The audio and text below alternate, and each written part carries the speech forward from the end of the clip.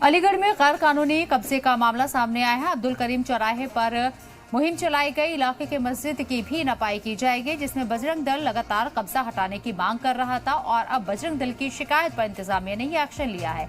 इसके साथ ही आपको बता दें, मौके पर आरएफ, पीएसी और पुलिस फोर्स तैनात रही। रेलवे रोड पर गैर कानूनी कब्जा हटाने का मामला सामने आया। कब्जे की शिकायत वाली तंजीमों की वजह से ये पूरी मुहिम शुरू की गई और अब पैमाइश की जा रही है, नपाई की जा रही है जिन मकामात के ऊपर एनक्रोचमेंट का इल्जाम लगा है।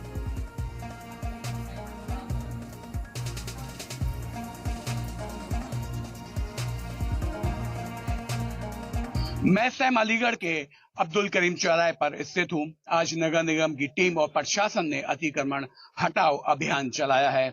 आप मेरे पीछे देख सकते हैं कि भारी पुलिस फोर्स के साथ आला अधिकारी भी मौजूद हैं। यहाँ पर आरएएफ और पीएसी की बटालियन भी यहाँ मौजूद हैं, क्योंकि यहाँ पर ये अति संवेदनशील क्षेत्र कहलाता है। और मैं आपको बताना चाहता हूँ कि ये मस्जिद जो है हलवाई यान मस्जिद कही जाती है और यह मस्जिद भी ये अतिक्रमण की जद में आ रही है। जैसा अभी तक प्रशासन ने बताया है, इसकी भी नपाई हो चुकी है। अब जो फाइनल रिपोर्ट नगर निगम के अधिकारी बनाकर तैयार करेंगे, तो उसके बाद ही स्पष्ट हो पाएगा कि आखिर कितना हिस्सा ऐसा है कि जो इसके अतिक्रमण की जद में आ रहा है मस्जिद में।